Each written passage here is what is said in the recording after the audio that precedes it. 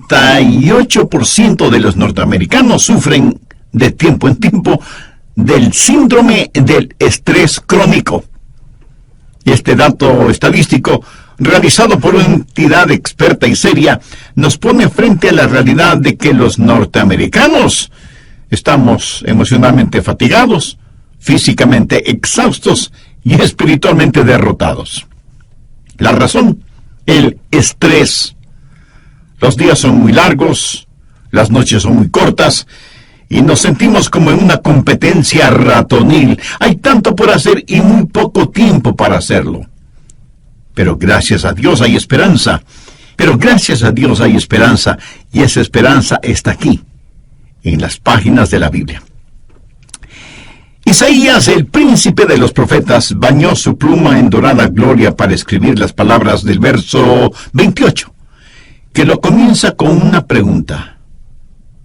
¿No has sabido? ¿No has oído que el Dios eterno es Jehová, el cual creó los confines de la tierra? No desfallece ni se fatiga con cansancio, y su entendimiento no hay quien lo alcance. ¿Qué es lo que está diciendo el profeta aquí? Está diciendo que Dios nunca se cansa, ni se queda perplejo, ni tira la toalla. Ahora miremos la promesa que encontramos en el verso 29. Él da fuerza al cansado y multiplica las fuerzas al que no tiene ninguna.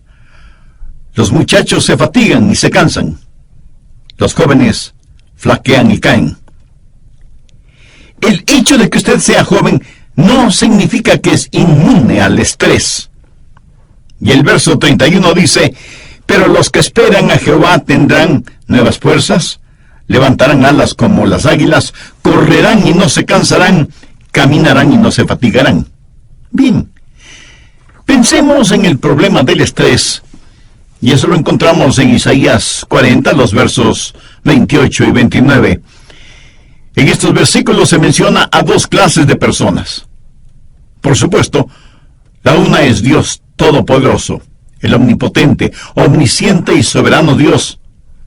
Se le llama el Dios eterno, el creador de los confines de la tierra. No hay ninguno otro como Él. La otra persona somos todos nosotros. Y estamos retratados en el verso 29. Él da esfuerzo al cansado y multiplica las fuerzas al que no tiene ningunas. Recuerde que estamos hablando del estrés. Ahora, ¿qué es el estrés? Estrés es el vacío que existe entre las demandas que ponen sobre nosotros y nuestra habilidad para cumplir con esas demandas.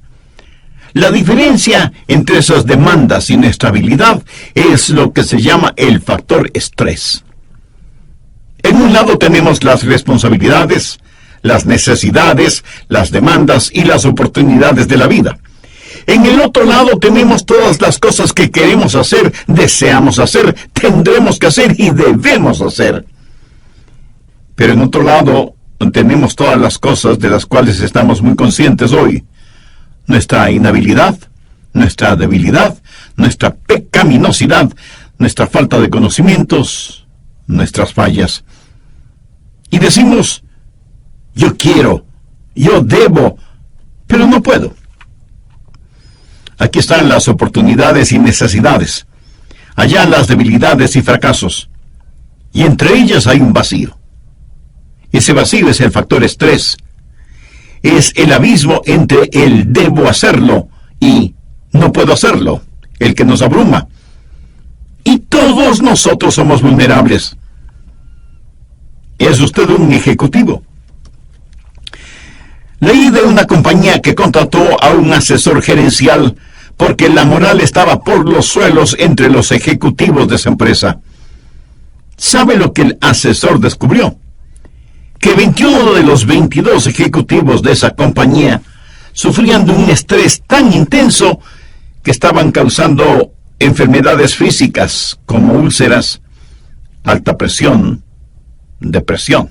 Pero escuche, no solo los ejecutivos sufren de estrés.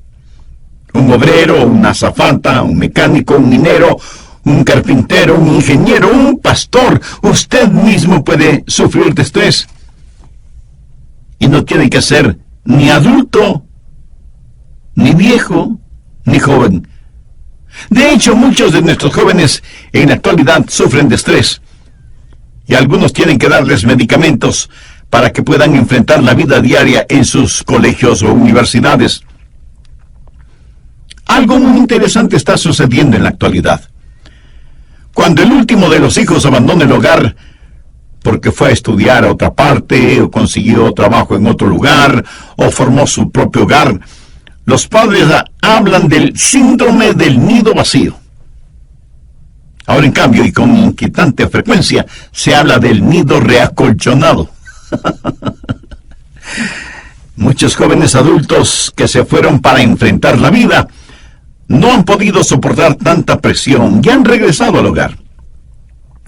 Y hay una proliferación de hogares destruidos, cuentas sin pagar, vidas asustadas, heridos emocionales, que deambulan por las calles, gente oprimida por el estrés, sufriendo de indigestión, úlceras, falta de aliento, dolores de cabeza, dolores musculares, fatiga, cansancio, aburrimiento, irritabilidad, falta de concentración, pérdida de memoria, insomnio, todo esto identificado bajo una sola palabra: estrés.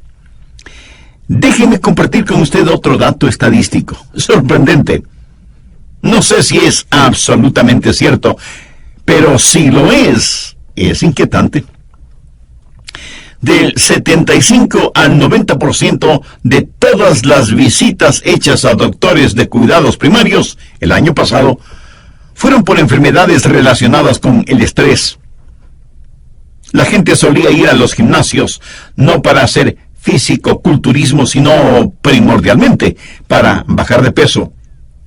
Ahora, los que administran estos negocios dicen que sus clientes van para ver si por medio del ejercicio pueden eliminar el estrés.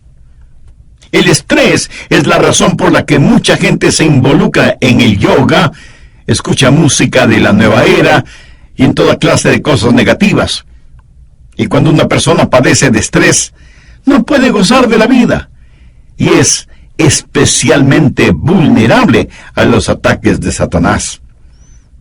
En el capítulo 25 del libro de Deuteronomio leemos que hubo un rey llamado Amalek, quien atacó la retaguardia del pueblo de Israel cuando estaba cruzando el desierto. Amalek aniquiló a los que estaban retrasados, débiles, desanimados y cansados. Cuando usted está estresado, tendrá horrendos argumentos en su casa por la más mínima cosa. Lo más insignificante será motivo para argüir. Las irritaciones se irán acumulando cuando está bajo estrés. Y eso, amigo, no es ficción, es la realidad. Pero deseo que vean no solo el problema del estrés, sino también la provisión de suficiencia. Quiero que sepa que Dios no le ha dejado sin su ayuda. Veamos lo que dice Isaías 40:31. Pero los que esperan a Jehová tendrán nuevas fuerzas, levantarán alas como las águilas, correrán y no se cansarán, caminarán y no se fatigarán. Esta es una hermosa promesa. Por favor, escúcheme atentamente. No es un pecado el padecer de estrés, pero sí es un pecado el no utilizar la ayuda que está completamente disponible para usted. Esta es una de las más estupendas promesas en toda la Biblia. Permítame repetirla. Pero los que esperan a Jehová tendrán nuevas fuerzas, levantarán alas como las águilas, correrán y no se cansarán, caminarán y no se fatigarán. Note que aquí hay tres promesas distintas. Primero, habla de la habilidad de volar, de levantarse por sobre los tiempos difíciles de la vida, y usa el ejemplo del águila. ¿Sabía usted que a las águilas les gustan las tormentas? Cuando los rigores de la vida se hacen presentes, cuando llegan las tormentas, cuando vienen las dificultades y adversidades de la vida, necesitamos ser como las águilas. Las águilas esperan la tormenta. Y cuando sienten que el aire está siendo calentado por el calor de la tierra y que las ráfagas termales comienzan a soplar, salen de sus nidos en las rocas, extienden sus poderosas alas y comienzan a ascender y a planear. Y mientras más rápido sople el viento, volarán más y más alto. Todos nosotros tenemos tormentas, enfrentamos adversidades y necesitamos aprender lo que las águilas nos enseñan. Las águilas han aprendido que aquello que causa que otras aves no puedan volar, de alguna manera es provechoso para ellas. Porque cuando esas ráfagas termales llegan, en primer lugar pueden volar más alto. No podrían volar tan alto si no hubiera tormentas. En segundo lugar, pueden ver mucho más lejos. Y en tercer lugar, pueden volar más velozmente. En algún lugar leí que las águilas pueden volar normalmente a 75 kilómetros por hora, pero en una ráfaga de la tormenta pueden alcanzar hasta 150 kilómetros por hora y tienen una vista increíble. Pueden mirar directamente al sol gracias a una especie de lentes protectores que tienen sobre sus ojos. Un águila puede estar en su nido y ve a lo lejos la formación de nubes de tormenta o las ráfagas termales que se levantan del suelo. Y cuando llega el momento, con serena elegancia se eleva con el viento a más de 100 kilómetros por hora y mirando nítidamente todo lo que le rodea, está verdaderamente disfrutando de la vida. De paso, ¿sabe cómo esa águila aprendió esto? A lo mejor a usted no le gusten estas lecciones de vuelo. Anote al margen Deuteronomio 32:11. Es una maravillosa lección. Dice, como el águila que excita su nidada, revolotea sobre sus pollos, extiende sus alas, los toma, los lleva sobre sus plumas. ¿Qué significa esto? Un águila construye su nido. Y yo he visto nidos de águilas. Son enormes. Y los construyen muy fuertes, con ramas y todo lo que puedan encontrar. Pero luego usan sus propias plumas para que el piso sea suave y acolchonado para sus polluelos. Y vuelan por todo lado buscando gusanos, culebras, ratones y hasta pescados para alimentar a sus aguiluchos. Pero un día la mamá águila decide que es tiempo de que sus hijos aprendan a volar. Así que, en el nido, comienza a revolotear sobre sus pollos, tal y como lo dice en Deuteronomio, creando incomodidad para los pequeños. Un pastor alguna vez dijo, Señor, estoy construyendo mi nido. Por favor, pon una espina en él. Esa águila continúa batiendo sus alas más y más fuerte, forzando a los pollitos a ir hasta el borde del nido. Y desde ahí, ellos miran hacia abajo, donde no hay nada más que duras y filosas rocas. Y me imagino que uno de ellos dirá, si es que las águilas hablan, mamá, ¿estás segura de lo que estás haciendo? Ella finalmente le da un suave empujón, y ese aguilucho comienza a caer al vacío, gritando desesperadamente, ¡nunca ha volado antes! Mamá águila se lanza en picada, y a pocos metros de que su hijo se estrelle en las rocas, ella extiende sus alas y recibe a su pequeño que se aferra a sus plumas. Ella retorna al nido, y repite el mismo procedimiento una y otra vez, hasta que un día el polluelo por instinto extiende sus alas y hay una ráfaga de aire y él empieza a mover sus alitas, primero lentamente, y descubre que puede volar. Muchos de nosotros a veces pensamos que Dios es cruel, cuando en verdad Él es bondadoso. Escuché una historia realmente admirable. Jennifer Johnson una noche regresaba a su casa manejando. Había neblina y llovía, y ya estaba oscureciendo. Estaba en un sector de la ciudad por la cual no le gustaba pasar. De pronto su carro se detiene y se da cuenta que es por falta de gasolina. Se disgusta con ella misma porque se había olvidado de poner gasolina en su carro. Miró alrededor de ella y lo único que vio fueron bodegas y cercas metálicas. Y pensó, oh no, ya está oscuro. ¿Habrá algún restaurante o farmacia por aquí cerca? No había nada. De hecho, casi no había luces en la calle, y se consoló pensando, bueno, en algún momento asomará un carro de la policía. Y comenzó a orar para que Dios le ayudara. De pronto sus temores tomaron forma. Vio venir por la mitad de la calle a un hombre corpulento, dirigiéndose hacia ella. Y ella dijo, oh querido Dios, cuídame, protégeme. Y se deslizó hacia abajo en su asiento con la esperanza de que el hombre no la viera. Pero él vino directamente al carro, miró y comenzó a golpear suavemente la ventana, haciéndole señas para que bajara el vidrio. Ella le gritó, ¡aléjese de mí, aléjese de mí!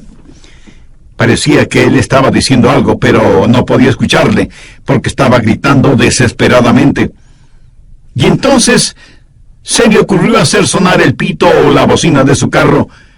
Y ahí estuvo pitando y gritando por un largo rato. Después de algunos minutos, el hombre dio media vuelta y se fue. Y ella suspiró diciendo, gracias, Señor. Pero momentos más tarde, vio venir nuevamente al hombre, pero esta vez traía una barra de hierro en sus manos. Se acercó al carro y dijo algo. Ella gritó y volvió a hacer sonar el pito. Él rompió la ventana con la barra de hierro, metió su mano y quitó el seguro de la puerta. Ella se deslizó hacia el otro lado del asiento, pero él estiró su brazo, la agarró y empezó a sacarla del carro. Ella le dio una patada en la cara y él comenzó a sangrar por la nariz, pero la sacó del carro. La alejó unos cuantos metros de ahí y la soltó. Ella se quedó sorprendida, no sabiendo qué hacer, pero lista para pelear. De pronto escuchó un ruido y vio una luz. El piso en donde ella estaba comenzó a temblar y vio que un tren venía a toda velocidad hacia su carro, destrozándolo por completo. El hombre del cual ella tuvo tanto temor fue el que le salvó la vida. Su carro se había quedado sin gasolina justo en medio de las rieles del tren. Muchas veces vemos las cosas y pensamos que son las peores cosas que nos han pasado. Espero que usted nunca tenga que pasar por una experiencia como la de Jennifer Johnson. Pero a veces usted no puede decir lo que está pasando solo por las apariencias exteriores.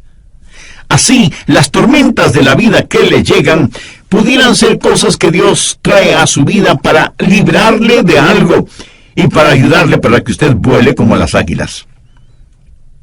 Pero lo más triste es que encima de esos problemas creamos otro problema que acentúa el estrés. Ni siquiera pensamos en Dios. Y nos decimos que la solución debe estar en algún medicamento o que será bueno buscar la ayuda de algún psicólogo o psiquiatra. Amiga, amigo, ¿qué hace usted cuando padece de estrés? ¿Es Dios su primera opción o es la última? Al finalizar el programa anterior dije que lo más triste era que, a más de todos los problemas que tenemos que enfrentar diariamente, creamos, aún sin darnos cuenta, otros problemas que acentúa el estrés. Ni siquiera pensamos en Dios. Y nos decimos que la solución debe estar en algún medicamento o que será bueno buscar la ayuda de algún psicólogo o psiquiatra. Amiga, amigo, ¿qué hace usted cuando padece de estrés? ¿Es Dios su primera opción o es la última? ¿Ha aprendido usted a esperar en Dios? Cuando esperamos en Jehová seremos capaces de volar, a pesar de los rigores de la vida. Pero no solo seremos capaces de volar, sino que seremos capaces de correr sin cansarnos. En el capítulo 8 del libro de los Hechos, leemos la historia de Felipe y el etíope eunuco. Este eunuco necesitaba del Señor. Dios le ordenó a Felipe que se acercara al carro de este funcionario de la reina de Candace. Y me imagino que Felipe Algo habrá tenido que correr para alcanzar y subirse al carro. Dios le dio a Felipe una oportunidad sobre ruedas. Hay los rigores de la vida y hay la vertiginosidad de la vida. Y necesitamos ser como atletas en competencia para hacer lo que tenemos que hacer. Alguien dijo, en alguna parte de África hay una gacela que al levantarse por la mañana se dice, si no puedo correr más rápido que el león, terminaré en su estómago. Y en ese mismo lugar del África hay un león que piensa, si no puedo correr más rápido que la gacela más lenta, me moriré de hambre. Así que tanto la gacela como el león se despiertan corriendo. Creo que a veces nos sentimos de la misma manera. Nos despertamos corriendo porque Satanás, el león rugiente, acecha en nuestro sendero. ¿De dónde vamos a obtener la fortaleza para volar como águilas? ¿De dónde obtendremos fuerza para correr frente a los rigores de la vida? Bien, veamos nuevamente lo que nos dice el profeta Isaías. Pero los que esperan a Jehová tendrán nuevas fuerzas, levantarán alas como las águilas, correrán y no se cansarán, caminarán y no se fatigarán. Dios le dará la fortaleza para caminar en los tiempos rutinarios de la vida. Hay los rigores de la vida y la vertiginosidad de la vida, pero ¿saben dónde la mayoría de nosotros tenemos problemas? En las cosas rutinarias. Quiero decir, cuando llegan las tormentas, las enfrentamos. Cuando llegan las oportunidades, a veces estamos preparados para aprovecharlas, pero son las cosas rutinarias en las que fracasamos. Y no se olvide que son las cosas rutinarias con las que vivimos la mayoría del tiempo. Una cosa es volar como las águilas o surgir como un atleta, pero otra cosa es permanecer en la rutina cotidiana. Y cierto que servimos a Dios cuando nos elevamos durante los tiempos difíciles o cuando corremos durante los tiempos felices, pero necesitamos caminar día a día en la regular monotonía de lo cotidiano. Y es en esta área de la vida en donde fracasamos. La gran necesidad que yo tengo, y me atrevo a decir que usted también tiene, es la fidelidad diaria en las cosas pequeñas. Caminar sin fatigarse. Los israelitas estaban en un peregrinaje. Dios dijo, como son tus días, así será tu fortaleza. Ellos estaban viajando desde Egipto a Canaán. No había trenes, ni buses, ni aviones, ni automóviles, ni cosas por el estilo. Pero tenían camellos y burros, aunque no demasiados. ¿Cómo viajaron los israelitas desde Egipto a Canaán? Caminando. A pie. Un paso a la vez. Había ríos, valles, montañas, dificultades geográficas, animales salvajes, toda clase de peligros, pero ellos tuvieron que caminar durante el día y muchas veces durante la noche. Caminar y caminar. La epístola a los Efesios habla de los lugares celestiales, pero por lo menos 7 veces menciona que la vida cristiana es un caminar diario. ¿Sabe usted lo que es la victoria? Algunos me dirán, pastor, para usted victoria es cuando predica y la gente se salva. Otro dirá, victoria es cuando tenemos una gran campaña para alcanzar alguna meta. Siento desilusionarles, eso no es victoria. Permítame decirle lo que personalmente considero que es victoria. Es el desayunar juntos como familia. Es vestir y preparar a los hijos para que vayan a la escuela. Es tener salud para ir al trabajo. Es limpiar la casa, aunque no esperemos visitas. Es el estudio bíblico diario y el tiempo devocional y el tiempo de oración. Victoria es el ser dulce con su cónyuge, cariñoso con los hijos, servicial con el prójimo. Victoria es ser la misma persona en la casa, en la oficina o en la calle, en días buenos o malos, fríos o calurosos, con lluvia o con sol. Así es la vida cristiana cotidiana. Déjeme compartir con usted un secreto a voces. Si usted es un genuino cristiano en su hogar, puede serlo en cualquier lugar. Pero si usted no es un genuino cristiano en su hogar, usted fracasará en cualquier otro lugar como cristiano. Y no faltará quien pregunte, entonces, ¿qué hace Dios por nosotros?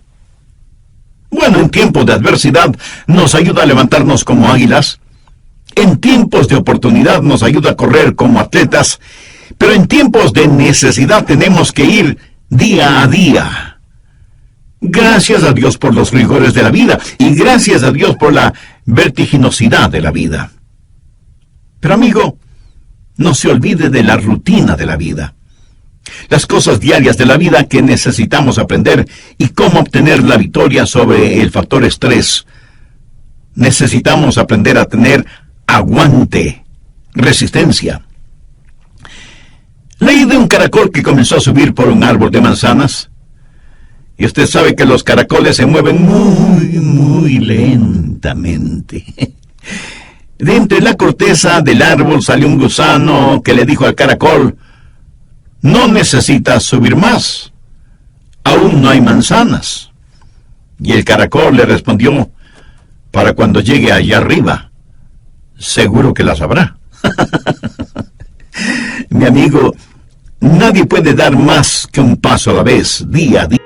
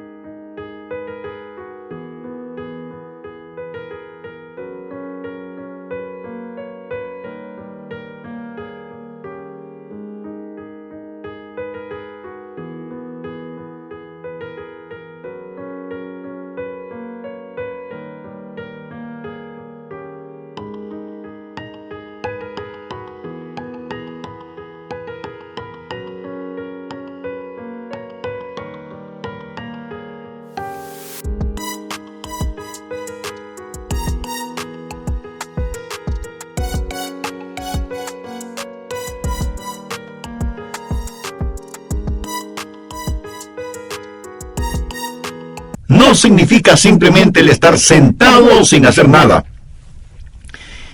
En épocas pasadas, cuando un joven estaba enamorado y quería que determinada jovencita fuera su novia, ¿sabe lo que hacía?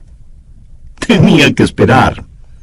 Pero esto no quería decir que él no hiciera absolutamente nada. Por el contrario, él estaba haciendo todo lo humanamente posible por lograr que esa muchacha aceptara ser su novia. En la actualidad las cosas son muy diferentes, pero usted sabe eso, ¿verdad? Cuando esperamos en el Señor, eso no significa inactividad. Esperar en el Señor significa por lo menos 4 cosas. Esto es la clave para entenderlo. Tenemos el problema del estrés, tenemos la provisión de suficiencia, pero hay la promesa de fortaleza.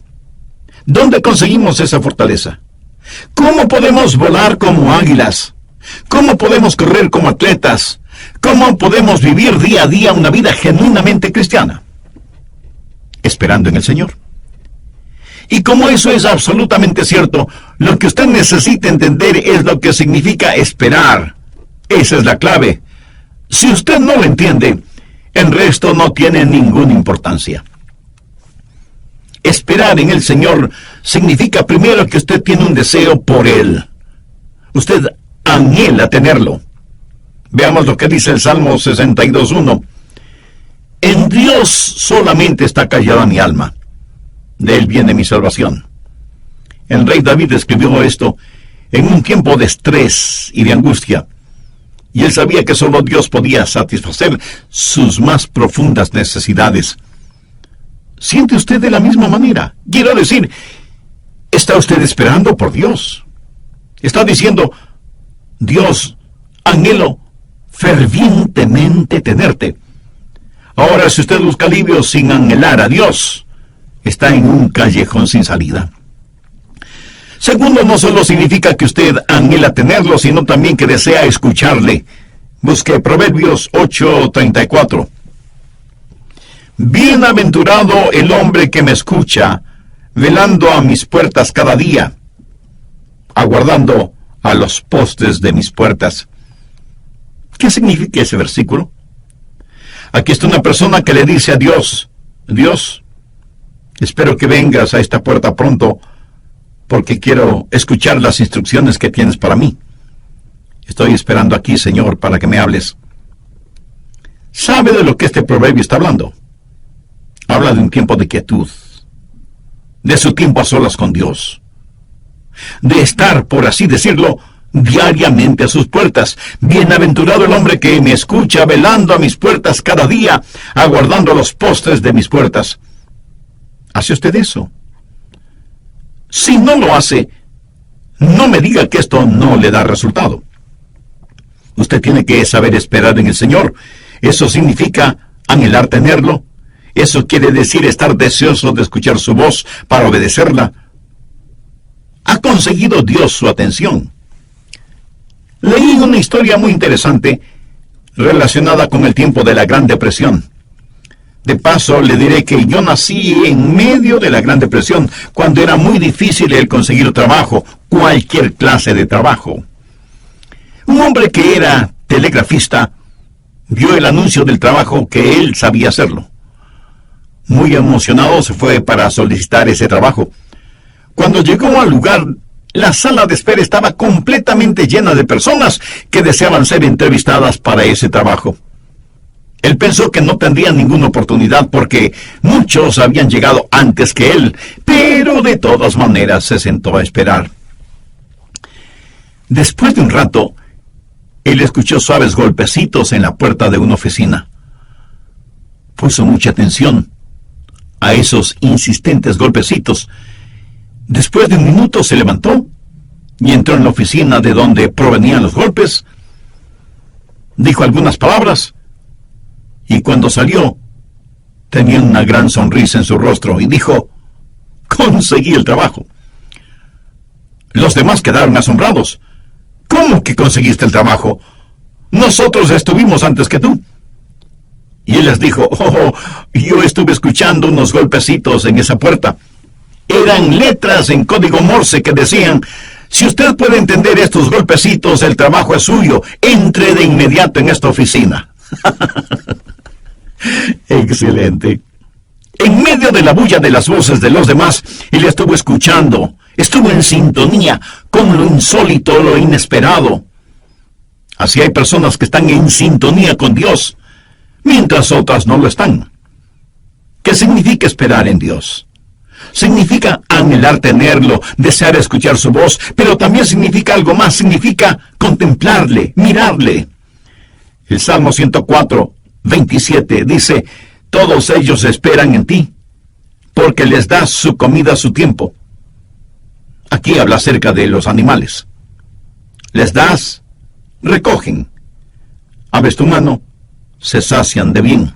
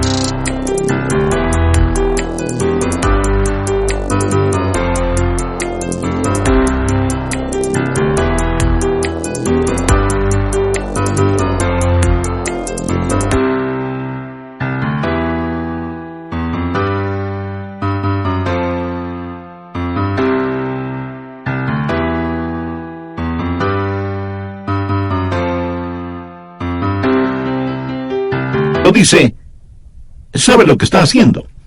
Está diciendo que Dios es mentiroso, porque es Dios mismo quien dice: cuando esperamos en Él, nuestras fuerzas serán renovadas. ¿Sabe por qué he compartido este mensaje con usted? Porque lo necesito yo mismo. Y cada vez que apunto con un dedo hacia usted, tengo 3 dedos de mi propia mano que están apuntándome a mí. Y le puedo asegurar que yo voy a escuchar este mensaje varias veces, porque lo necesito. Todos lo necesitamos. Y todo comienza al confiar en Jesús como su Salvador y Señor en forma personal. Amiga, amigo, si usted aún no es salva o salvo, pero quiere serlo, puede orar con sus propias palabras de la siguiente manera. Querido Dios, sé que me amas y que quieres salvarme. Señor Jesús, tú moriste para salvarme y prometiste que me salvarías si confiaba en ti. Pues confío en ti, plenamente, desde este mismo momento. Gracias, Jesús, por llevar hasta la cruz del Calvario mi pecado, mi vergüenza.